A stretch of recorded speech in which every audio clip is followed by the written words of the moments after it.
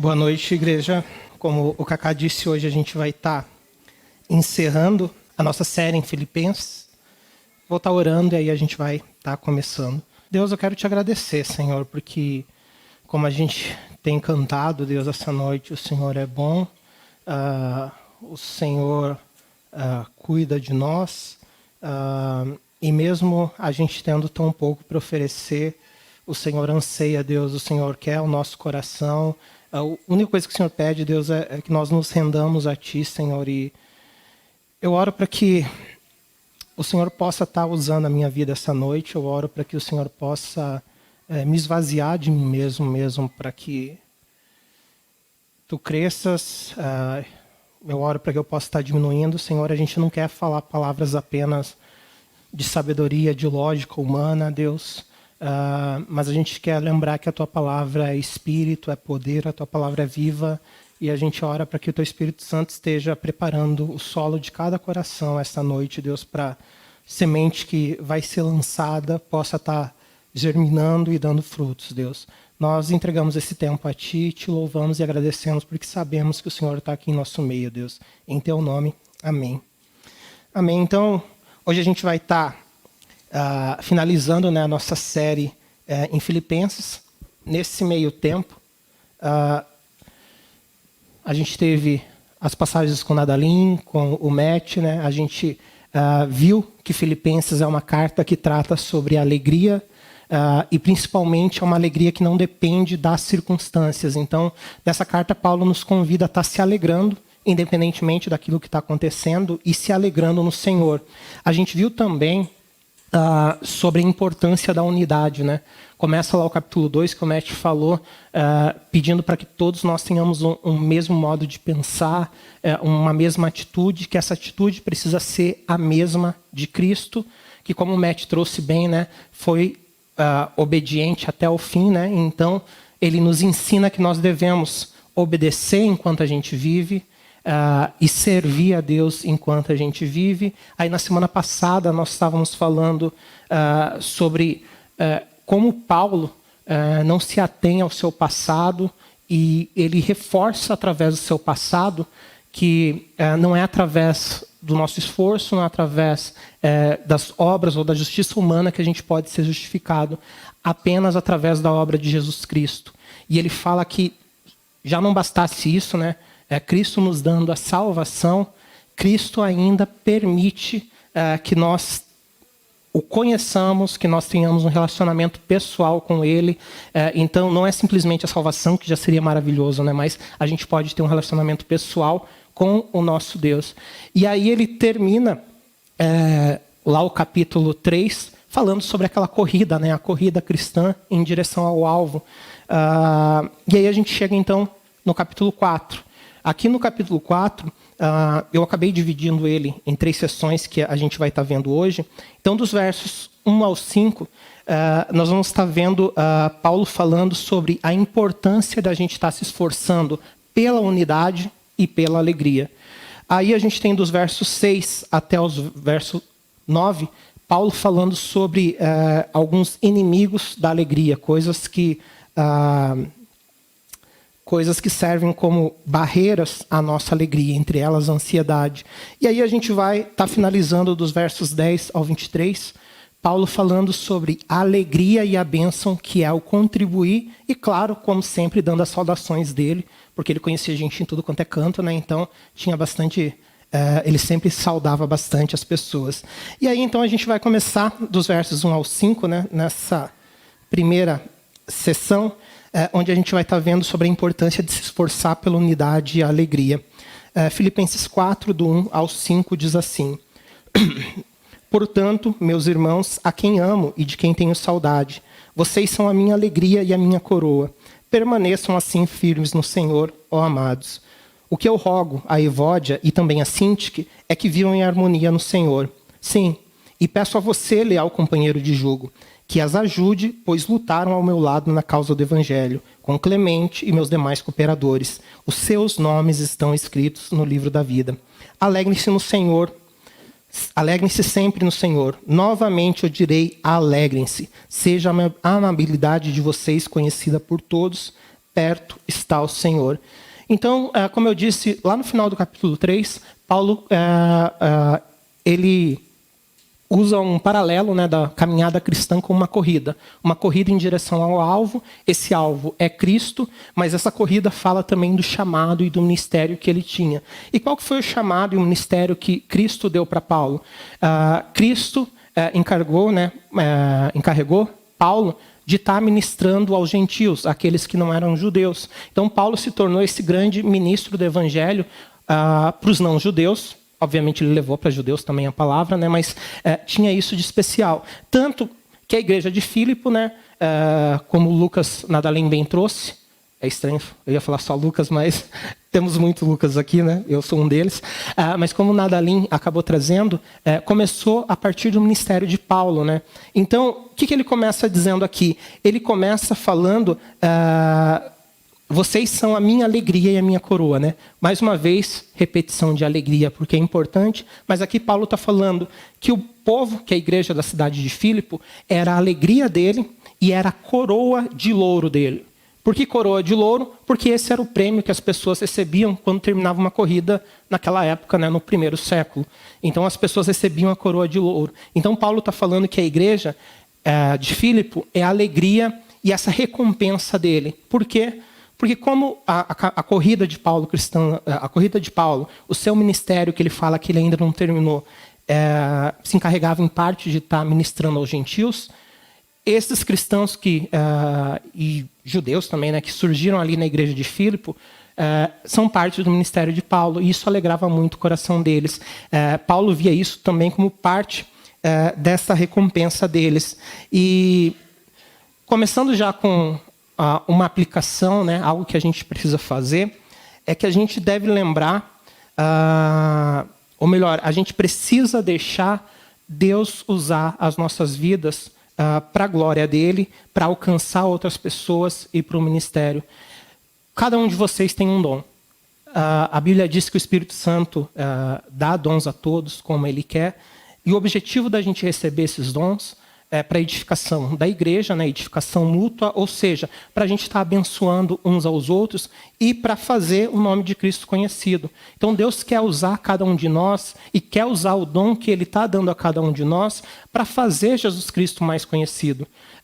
E assim como Paulo, que usou o seu ministério e impactou a igreja de Filipe, com certeza você pode estar impactando alguém do seu círculo de amizades, do círculo que você vive, pessoas que algumas outras pessoas não teriam essa facilidade de estar chegando até elas.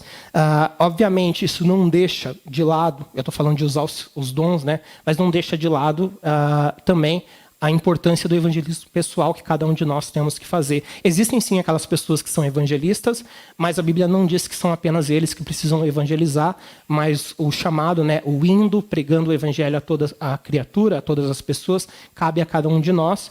E lembrando, mas eu sou muito tímido. Duvido que você seja mais tímido e introvertido do que eu, porque quem me conhece sabe o quão eu sou introspectivo, introvertido, mas eu lembro que desde a minha adolescência, na verdade desde a minha infância, que eu já estava na igreja, e isso era um problema para mim, né, porque é muito fácil virar um ministério de evangelismo com extrovertidos. Eu lembrava de Atos 1:8, né? O que Atos 1:8 diz? Vocês receberão o poder do Espírito Santo e serão as minhas quando o Espírito Santo descer sobre vocês. Isso é o batismo com o Espírito Santo, né? E vocês serão as minhas testemunhas até os confins da terra, em todos os lugares, Judeia, Samaria, todo lugar que a gente passar. O Espírito Santo nos capacita a falar sobre Jesus, o Espírito Santo nos lembra aquilo que Jesus falou, e o Espírito Santo nos ajuda a estar testificando sobre Jesus. Então, isso é parte para todos nós, né? Então, Paulo começa terminando essa ideia, tanto é que em algumas Bíblias vocês vão ver que o versículo 1 está ligado ao capítulo 3, né? Porque ele está dando essa ideia de fechar a corrida, e ele termina dizendo, assim permaneçam firmes no Senhor, né? Ele fala sobre a importância da gente estar permanecendo firmes em Deus. Então, usando os seus dons, deixando Cristo usar a tua vida, deixando o Espírito Santo usar a tua vida, a gente precisa está permanecendo no Senhor. E o mais maravilhoso é que você fala, mas é tão difícil. A Bíblia nos garante que é o próprio Senhor que nos ajuda a permanecer nele. Então ele nos faz esse convite da gente estar permanecendo firmes, mas ao mesmo tempo ele nos promete que ele vai nos ajudar nisso. Então por mais que seja difícil, Cristo está nos ajudando em tudo isso. E aí ele vai para os versículos 2 e 3, que ele fala de uma situação que estava acontecendo na igreja. Ele começa dizendo, até aqui um adendo, a maioria da Bíblia de vocês vai estar uma vez apenas rogo, mas no grego é duas vezes que está ali. Eu rogo a Evódia e eu rogo a Síntique. Quem era Evódia e Síntique? Eram duas mulheres, companheiras de ministério de Paulo. Provavelmente elas estavam entre as primeiras convertidas na cidade de Filipe, logo lá na primeira viagem missionária de Paulo. E elas ajudaram Paulo a levar o evangelho num tempo onde se sofria perseguição, num tempo onde não era fácil. Essas mulheres eram muito amadas por Paulo. Algumas pessoas param, nossa, mas Paulo jogou logo o nome delas, falando que elas estavam brigando e pedindo, fiquem em paz, resolvam a briga de vocês. E eu penso nos dias de hoje, né? Se a gente faz isso aqui na frente da igreja, chama fulano ou ciclano aqui por nome, parem de brigar, isso está prejudicando toda a igreja. Provavelmente as pessoas vão virar quem é você e sair da igreja e nunca mais voltarem. Mas Paulo aqui, de forma alguma, estava tentando expor, tentando humilhar Evódia e Síntique, porque ele amava muito as duas. O que ele está fazendo aqui é simplesmente uma prova de amor. Tanto que essa palavra rogo no grego, ela não significa apenas pedir ou implorar, que acho que é o conceito que a gente tem mais de rogar hoje em dia, né? Ela significa também exortar e encorajar. Então é você pedir encorajando alguém. Então ele, na verdade, ele está dando encorajamento para que elas resolvam aquela situação. Ele não fala o que estava acontecendo. A gente sabe que existia uma discórdia. Ele também, o mais legal disso, ele não toma lado. Ele não fala que Síntique está certa e Evódia está errada. Ele não fala que Evódia está certa e Síntique está errada. Ele simplesmente fala, se esforcem para viverem em paz. Tipo, por quê? Porque o objetivo nosso é levar o evangelho de Cristo. E se vocês lembrarem que Matt trouxe lá no capítulo 2, Paulo dá uma grande ênfase na importância da unidade. E a gente sabe que discussão e brigas são inimigas de você manter a unidade, né? Então, picuinha, qualquer coisa que surja, o que vai fazer com unidade? Vai causar divisão. E esse não era o objetivo que Paulo queria. E Paulo não fala, então, Síntique, ceda um pouquinho aqui para que Evódia faça isso, ou Evódia ceda um pouquinho. O que Paulo está falando é, busquem todos um mesmo modo de pensar, que é o de Cristo.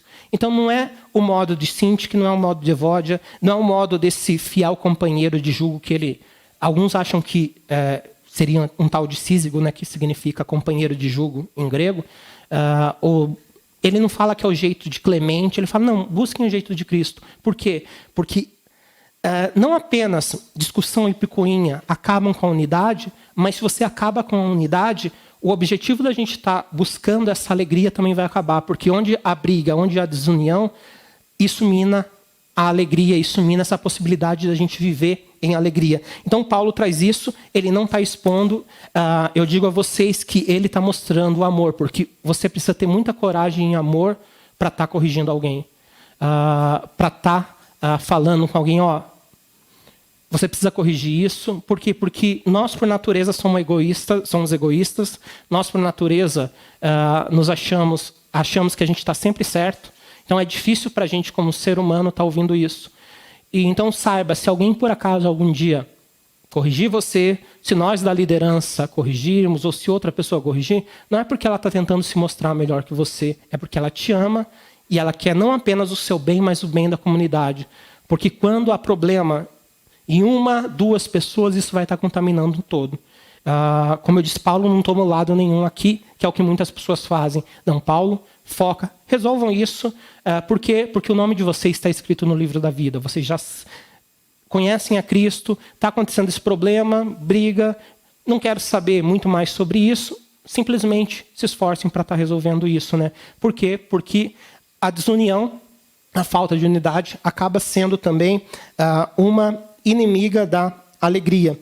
E aí ele fala no versículo 4, alegrem-se sempre no Senhor, e repete, novamente eu digo, alegrem-se.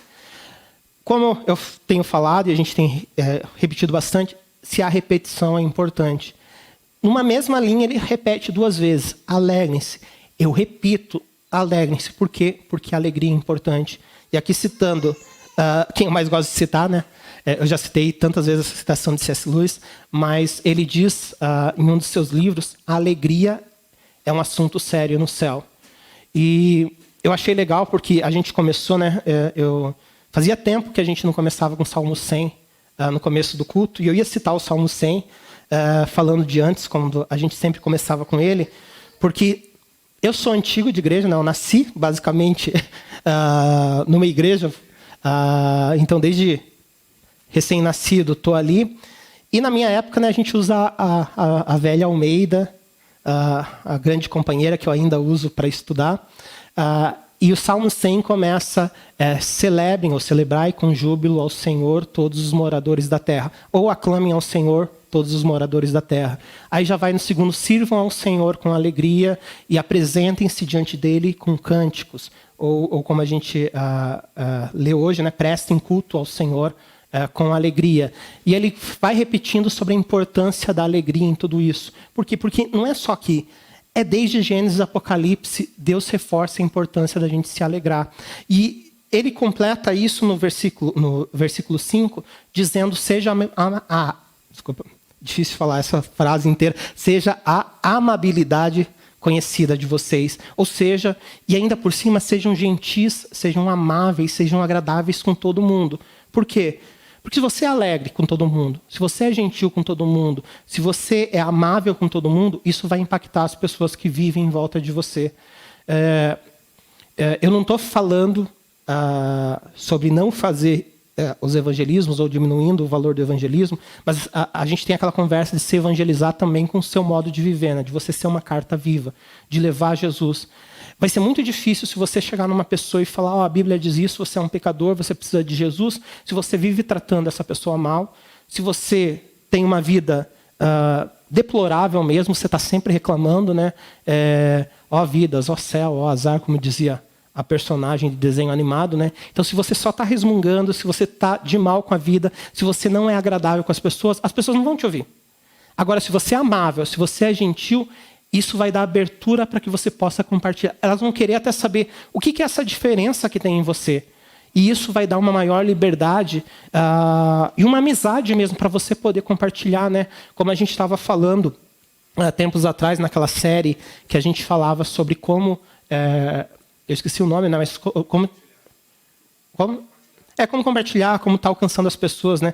A gente chamava internamente do Bless, eu esqueci o nome que a gente botou, mas a gente falou sobre isso, né? Sobre essa questão de você criar um ambiente, criar uma amizade. Então, tipo, abra a porta para o teu vizinho, seja amável com ele, e aí sim, isso vai usar. Por quê? Porque ele diz que o Senhor está perto. Ele lembra e ele ressalta que Jesus está voltando. E aí, a gente vai agora para a segunda sessão, que é a sessão que ele vai falar sobre coisas que podem minar a nossa alegria, coisas que podem impedir a nossa alegria, né? Que é um tema tão importante nesse livro. Então, lendo dos versos 6 ao 9 de Filipenses, eu vou dizer para vocês que eu amo essa passagem porque ela é meu lema, acho que desde os meus 15 anos. Ela diz assim, não andem ansiosos por coisa alguma, mas em tudo, pela oração, súplica e com ação de graças, apresentem seus pedidos a Deus. E a paz de Deus, que excede todo entendimento, guardará o coração e a mente de vocês em Cristo Jesus. Finalmente, irmãos, tudo que for verdadeiro, tudo que for nobre, tudo que for correto, tudo que for puro, tudo que for amável, tudo que for de boa fama, se houver algo de excelente ou digno de louvor, pensem nessas coisas. Ponham em prática tudo que vocês aprenderam, receberam, ouviram e viram de mim. E o Deus da paz estará com vocês. Como eu disse, esse versículo tem sido um lema, porque desde a minha infância, uma questão que eu sempre lidei muito foi a ansiedade. Então eu vivi sempre na igreja, e eu lembro que na época da adolescência isso pegou mais forte. E eu... quem vem de um histórico de quadrangular é comum desde os 12 anos você já está servindo. Não? Então, desde os 12 anos eu já liderava crianças, adolescentes. É muito estranho você ser uma criança e estar liderando já, né? Ainda mais quando você é bem introspectivo. Mas acontecia, e aí eu me barrava com isso. Eu falo, Deus, mas eu começava a ficar fazendo planos, né? Eu sou engenheiro, né? Então eu tenho a minha maneira de pensar sempre em planos e pensando a longo prazo. Então, até mesmo no presbitério, várias vezes que a gente está conversando, eu sempre jogo a minha cabeça lá para frente, falando, mas isso, pode acontecer isso, isso e aquilo, não sendo pessimista ou nada, mas é a minha maneira de pensar. Só que isso acabava me levando também para um lado de ansiedade. E Deus ministrou muito através desse texto. Tanto é que o André não está aqui hoje, mas ele sabe que, tipo, toda semana eu cito esse versículo. Tipo, desde os meus 15 anos eu sei de cor essa passagem aqui, porque ela marcou. Isso em 1 Pedro 5,7, né, que eram questões que falavam muito comigo.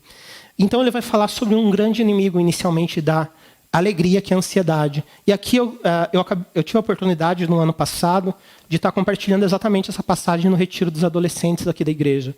E eu lembro que eu trouxe exatamente isso daqui que eu vou falar agora. Mas quantos de vocês aqui já ouviram falar sobre querofobia? Quantos aqui sabem o que é querofobia? Querofobia, vou explicar, ela vem do grego, né? Quero é hairo, que inclusive é a palavra alegria que a gente vê em todo aqui o livro. Então, hairo, hero, virou quero, porque escreve com CH, apesar desse som de R. E fobia, medo, né? Então, querofobia é o medo de ser feliz. É uma fobia, um medo irracional de viver momentos de alegria, porque você começa a pensar no que vai vir depois e nas coisas ruins que podem vir depois. Geralmente, ou melhor, deixa eu aproveitar até aqui. Eu estava lendo essa semana um estudo. Esse estudo foi publicado em 2022, numa revista científica, o UDC Care Journal, e ele falava exatamente sobre querofobia, falava sobre o aumento desse medo de ser feliz, dessa fobia em você ficar alegre, que está surgindo, e ele falava como ainda é pouco entendido e pouco conhecido a querofobia. E aí ele levantou 3 tópicos. Esse estudo falava, então a gente está tentando achar uma maneira de estar identificando e estar entendendo um pouco melhor. Eles fizeram uma análise estatística, e nessa análise estatística eles descobriram 7 pontos que influenciam na querofobia. E os 3 principais pontos, que é o que eu vou falar, em ordem, que mais influenciam a querofobia, são as preocupações, em primeiro lugar, o pessimismo e a ansiedade. Então, se você prestar atenção, preocupação é relacionado com ansiedade. Pessimismo, de certa forma, também está relacionado com essa questão de você ficar pensando naquilo que vai acontecer de uma forma ruim, e a ansiedade em si. E aí ele fala, nesses estudos, eu li outros estudos também, eles falam que um dos motivos, ou melhor, antes de estar falando sobre isso, é interessante porque Paulo, mesmo sem provavelmente existir o termo de querofobia naquela época, né, ele já começa falando, não andem ansiosos por coisa alguma, exatamente antes do versículo que ele diz, alegrem-se no Senhor, alegrem-se. Então ele repetiu 2 vezes para a gente se alegrar, e na sequência ele diz, não andem ansiosos por coisa alguma. E aqui a gente pode levantar alguns pontos em relação a isso que Paulo está falando, né? Primeiro, será que isso significa que um cristão não pode ficar ansioso? Porque você não consegue controlar muito bem momentos de ansiedade. E existem coisas que vão a níveis psicológicos e fisiológicos e doenças mesmo que acabam lidando com isso, né? Então a gente sabe, como cristão, a gente pode ficar ansioso, sim. Isso pode acontecer. Eu não vou poder me ater muito a esse texto. Esse texto aqui a gente poderia ficar 6 meses falando de boa, e a gente tem, sem sair desse texto, a gente tem conteúdo para estar falando aqui de tão rico que ele é. Mas o que Paulo traz aqui? Paulo não fala que é errado, que o cristão nunca pode ficar ansioso. Ele diz que a gente não deve andar ansioso. E se você lembrar, na Bíblia, andar e viver tem quase sempre o mesmo significado. Então, quando falando por fé e não por vista, é a mesma coisa que vivo por fé e não por vista. Quando fala se andarmos na luz, a mesma palavra é se vivermos na luz, tanto é que algumas versões trazem isso, né? Então, Paulo fala sobre a importância de a gente não viver ansioso. Então, é diferente de você passar por momentos de ansiedade. O que ele está reforçando é que o cristão não deve viver ansioso. Ele dá algumas sugestões do que pode ser feito em relação à ansiedade, que é o quê? Entregar essas preocupações para Deus. Então ele diz que, mas em tudo com oração.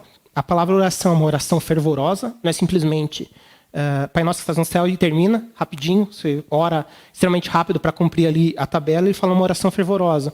Ele fala com súplica, súplica é implorar. Ele fala implore a Deus. Apresente esses pedidos e implore a Deus. E ele fala com ações de graça, ou seja, com gratidão. E ore também lembrando que, agradecendo por fé, porque antes mesmo da gente orar, Deus já conhece as nossas necessidades e Ele já está agindo. Então, antes da gente estar até levantando, né, como diz o salmista, ainda a palavra não me chegou à boca e o Senhor já conhecia. Né? Então, Ele já sabe disso. Ele fala presente tudo isso diante de Deus. E aí ele fala que assim, a paz de Deus guardará os corações de vocês. Eu não estou falando aqui que a gente não recomenda você buscar profissional, muito pelo contrário.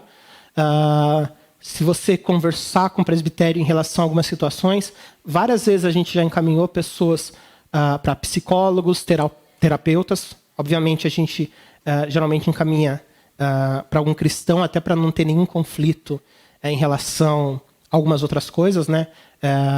E profissionais que já foram recomendados também, mas a gente recomenda sim. Como cristão, a gente não está falando, a gente não vive numa teologia triunfalista que diz que se você está doente ou se você tem algum problema, isso é por causa do pecado e você não pode aceitar isso, você tem que orar e no mesmo momento Deus vai fazer isso sumir de você. A gente sabe que Deus sim usa os profissionais da área da saúde, da área da psicologia, e graças a Deus por isso, né? Inclusive a gente tem... graças a Deus a gente tem alguns aqui na igreja, né, que inclusive fazem parte da liderança e tem sido grande bênção para a gente em várias situações. Mas também a gente não está dizendo que a primeira coisa que você vai fazer é isso. A gente faz isso, mas lembra de começar apresentando para Deus todas essas preocupações, essa ansiedade, todos os seus pedidos, como diz a Bíblia. Assim como... a gente não recomenda de forma alguma, se alguém vier orar por você, falar que você está curado, você pare de tomar remédios. Você continua tomando remédios e como a Bíblia diz o quê? Recebi uma palavra profética, vai e prove a profecia. Então o que a Bíblia diz é, teste. Se você provar, não é falta de fé. Se você provar, você está, na verdade, tendo fé e seguindo o que a Bíblia diz. Agora tem muita gente que vai intimidar, que não deixa que você leia a Bíblia, né? Que não quer que você leia a Bíblia, vai falar, não, porque se você questionar, é falta de fé. Não, a gente aconselha, mas então o que ele está falando? Apresenta tudo isso diante de Deus. Por quê? Porque a paz de Deus pode guardar o nosso coração. Porque assim como a alegria de Deus não depende da circunstância, a paz dele também não depende de circunstâncias. Em 1 Pedro 5,7, né, que eu disse que é um dos outros versículos que é lema da minha vida, eu acabei esquecendo de marcar aqui a página, mas diz, lancem sobre ele, né, lancem sobre Jesus Cristo, sobre Deus, toda a sua ansiedade, porque Ele tem cuidado de vocês. Então, a Bíblia diz que se a gente tem ansiedade, e algumas a NVI traz como ansiedade, mas algumas versões trazem preocupações, né? Que é um dos temas que eu falei que acabam atacando essa questão de querofobia, esse medo irracional que algumas pessoas têm de ficarem alegres, porque algo horrível pode acontecer na sequência. Preocupação e ansiedade a gente pode entregar para Deus. Por quê? Porque Ele cuida da gente. E lembrando também que o próprio Jesus disse em João 14, no versículo 27, eu sempre deixo marcado na minha Bíblia os versículos, essa semana eu esqueci. Em João 14, 27, Jesus diz assim, deixo-lhes a minha paz lhes dou, não dou como o mundo a dá. Não se perturbe o seu coração, nem tenham medo. Então essa paz que a gente tem é uma paz que vem de Jesus, é uma paz sobrenatural que não depende da circunstância, e assim como a alegria, ela é fruto do Espírito. Então se a gente está andando no Espírito, o Espírito Santo ajuda a ser produzido amor, alegria, paz, bondade, longanimidade, paciência, perseverança, tudo isso ao mesmo tempo em nós. Não é só uma coisa dessas, não. Você não tem só um fruto, o Espírito Santo produz todos em você todo o fruto em você ao mesmo tempo.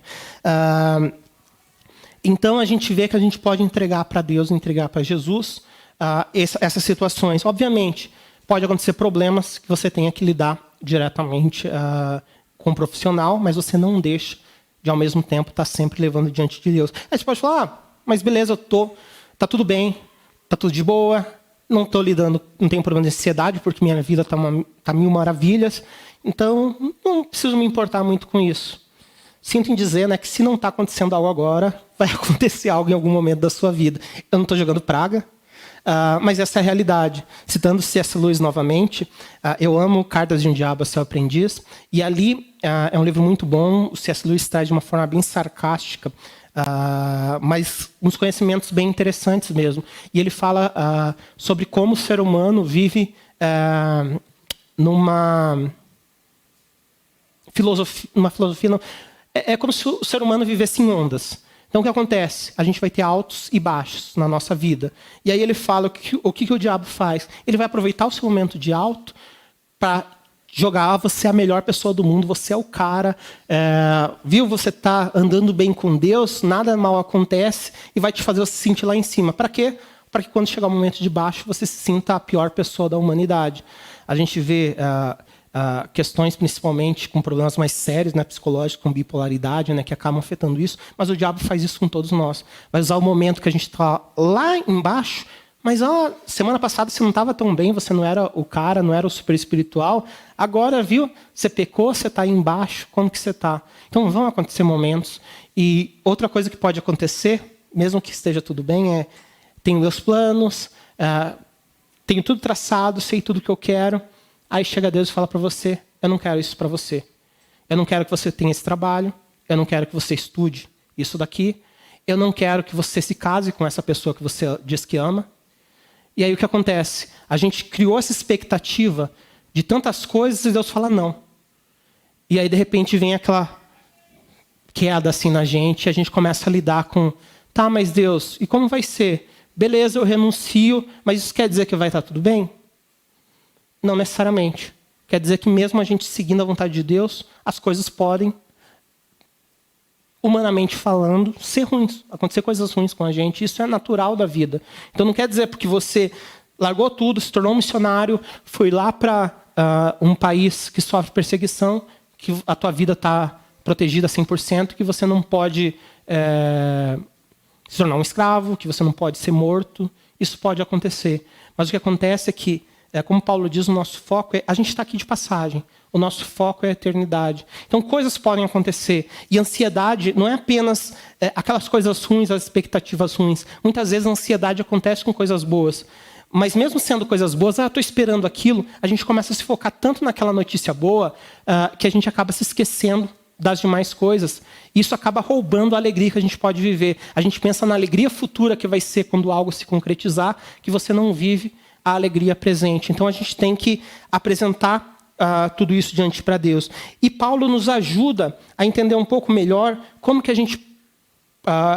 uma forma melhor... Ou melhor, Paulo ainda nos dá mais uma dica de como a gente pode estar vencendo isso, de como a gente pode estar suportando esses momentos de ansiedade. O que ele diz? Pense em coisas que edificam. Não dá para decorrer cada uma daquelas coisas, mas o que ele diz? Ao invés de você pensar nas mentiras que são faladas, pense no que é verdadeiro. Então o diabo vai lançar várias mentiras contra nós. Mas se você...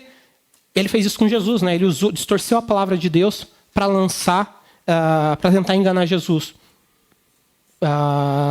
Quanto mais ele vai fazer isso com a gente, tentar até usar versículos e pessoas da igreja mesmo para tentar jogar a gente para baixo.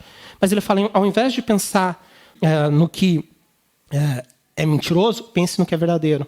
A palavra de Deus é verdadeira. Lembre, como a gente já cantou algumas vezes aqui, né, o que a palavra diz sobre nós. Tem a canção da Brooke que a gente canta. Eu sou quem dizes que eu sou, escolhido, perdoado.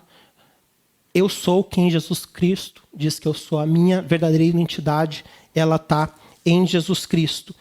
Então, ao invés da gente vamos pensar em coisas ruins que podem gerar ansiedade, que a gente pense em coisas verdadeiras, em coisas nobres, em coisas puras. Uma das questões em relação à ansiedade que eu estava lendo nesses estudos, e dessa razão, desse medo de ser alegre, está se tornando tão comum nas pessoas, por medo de se frustrar, tem sido falado porque a gente, como ser humano, não tem tomado tempo para descansar. Antes, quando a gente parava para descansar, isso era bem minha infância, o que a gente fazia? Não fazia nada.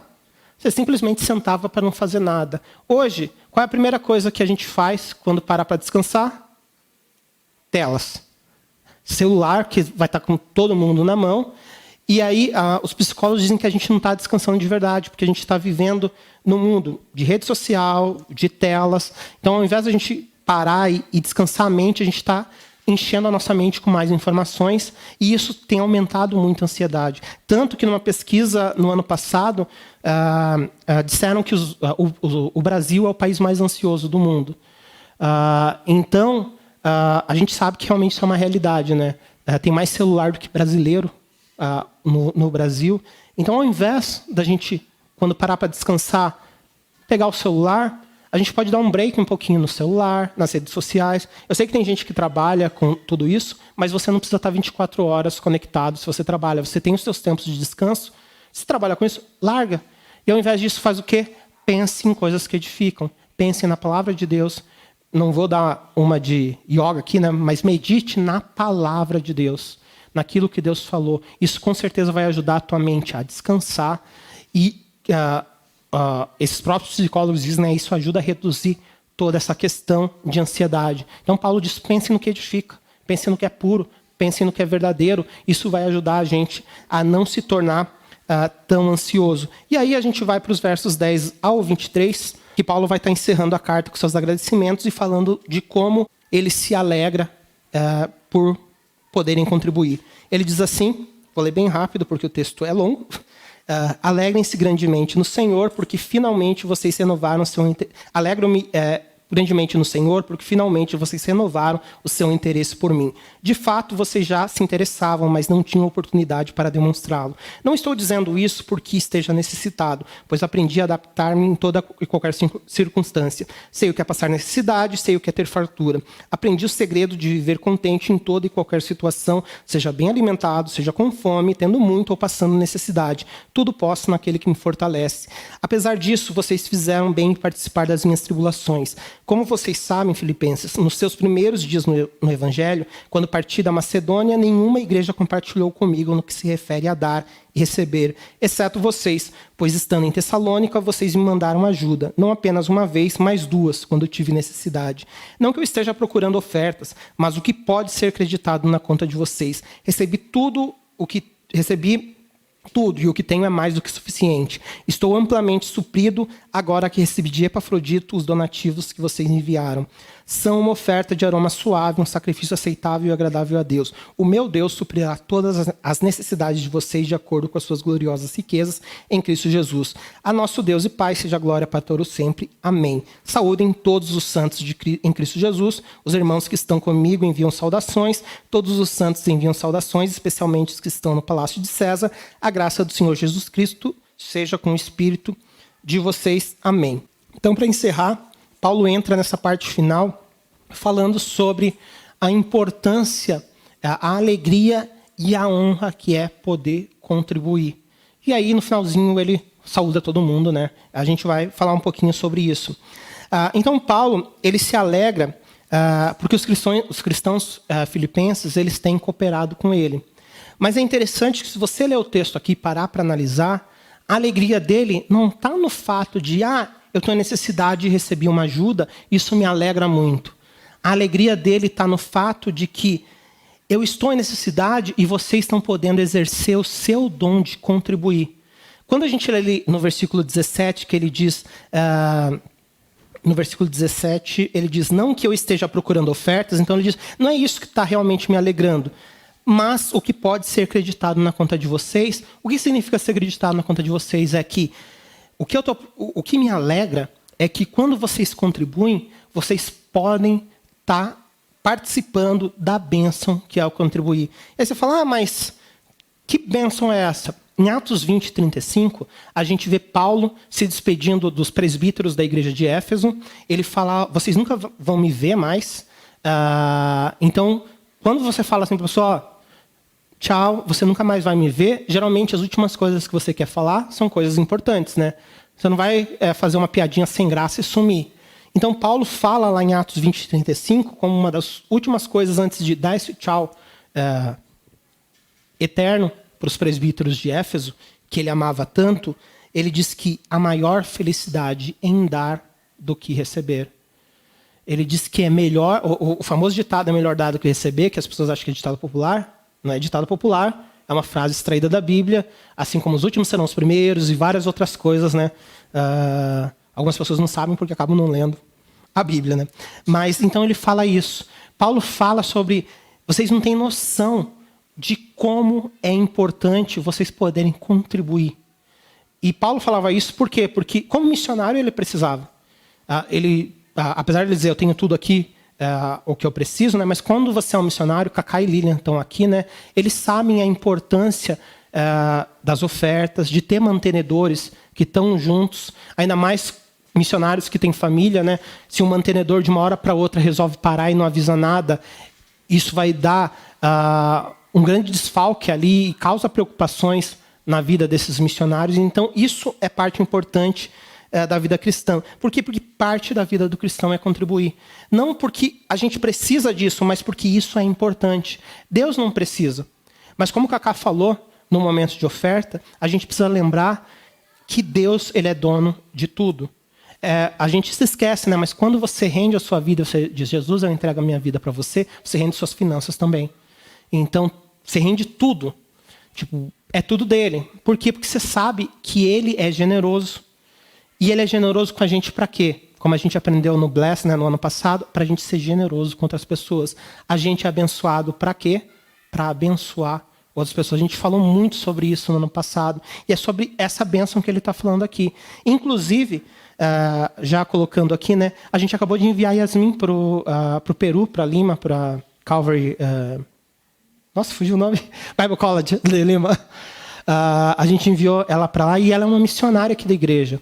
Ela vai precisar mensalmente pagar, apesar de ter desconto, ela precisa pagar, né? Lá ela tem os seus gastos com coisas pessoais, e isso é uma oportunidade que nós temos.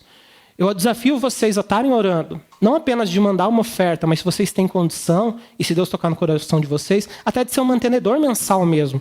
Isso vai fazer diferença mesmo. E até aqui mesmo na igreja, aqui, falando, né? A gente não é uma igreja que fala muito sobre dízimos e ofertas aqui. A gente não é adepto da teologia da prosperidade, mas a Bíblia diz que o obreiro é digno do seu salário. E quando ele está falando isso, ele está falando sobre os pastores necessitarem do seu salário para não se preocuparem com outras coisas. Eu sou presbítero, pastor aqui, mas eu sou voluntário. Então, eu não vou dizer isso com uma segunda intenção, mas a gente tem o Doug, que está como integral, a gente tem o Nadalim vindo como parcial e a gente ora para que a gente possa tornar o Nadalim como integral também e que no presbitério tenha mais possibilidades disso. Por quê? Para que a gente possa estar se dedicando sem ter as outras preocupações ali. Então, eu não falo isso porque para a gente como igreja isso é conveniente. Não, mas é que vocês não têm noção do como isso é importante para vocês e como vocês vão ver como Deus age na vida de vocês através disso. E eu coloco um adendo a mais. Isso daqui não se refere apenas a contribuir financeiramente, mas isso se refere também a estar servindo. Porque a gente vê que Paulo fala sobre Epafrodito aqui, que foi enviado e estava ajudando ele ali também. Outra forma que a gente tem de contribuir é servindo. Servindo com seus dons, servindo em necessidades, mesmo que aquilo não seja o seu dom. Então a igreja não está limpa toda semana porque a gente tem um robozinho que limpa aqui a igreja sozinha. É porque pessoas têm servido e têm limpado.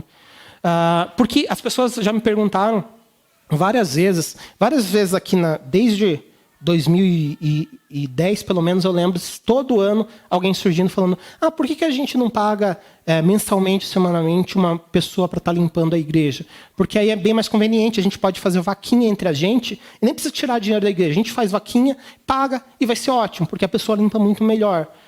Mas eu sempre falava, gente, vocês estão perdendo o ponto que é a oportunidade de criar maneiras das pessoas estarem servindo, e isso é extremamente importante. É por isso que em vários eventos a gente não coloca ministério infantil aqui na igreja, mas fala para pais ou para pessoas estarem se manifestando e estarem servindo, cuidando das crianças.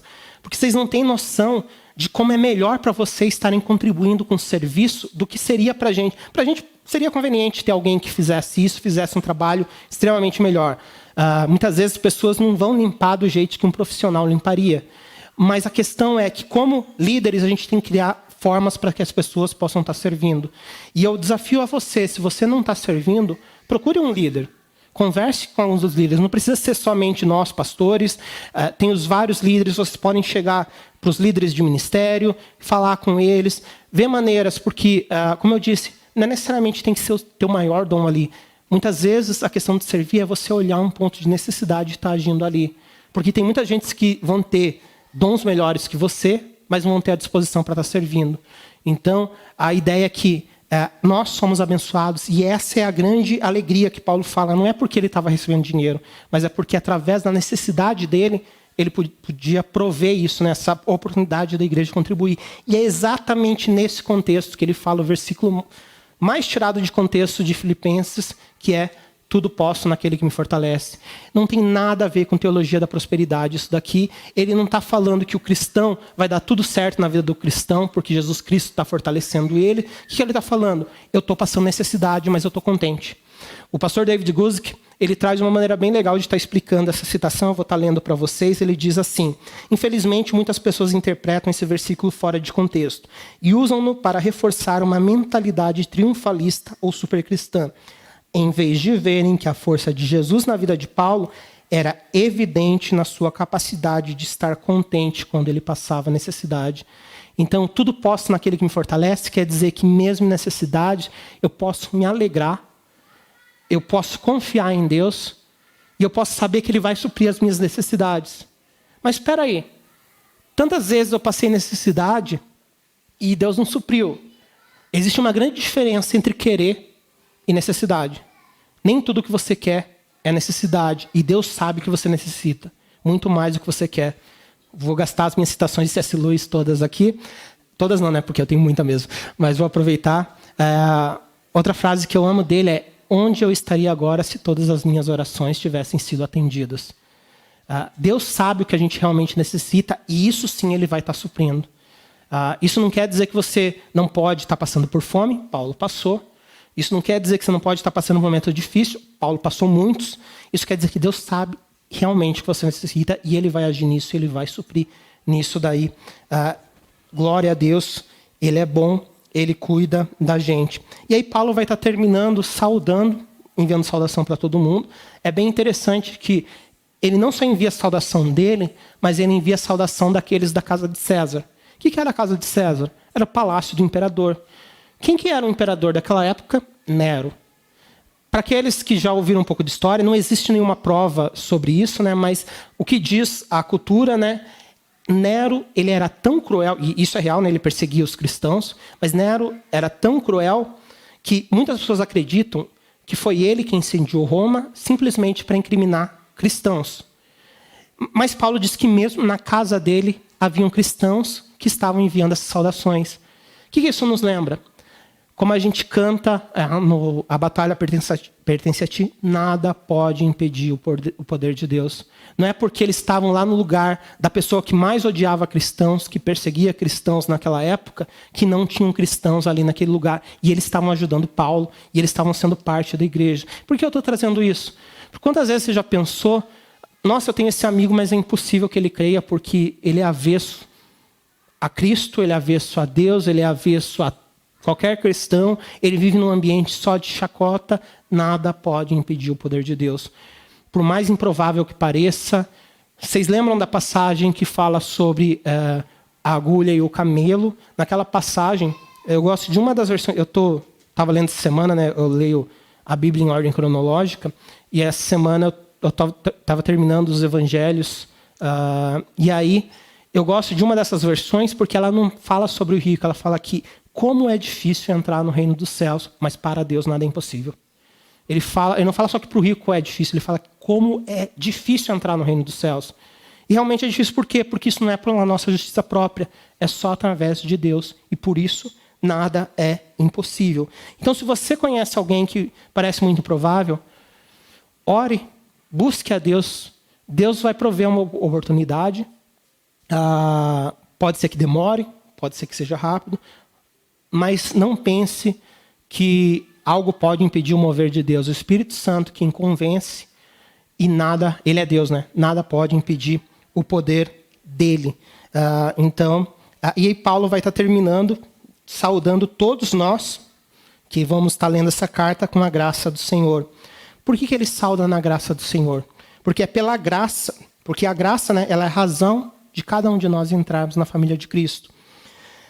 A graça é o motivo da gente ser cheios de uma alegria e de uma paz que não depende das circunstâncias.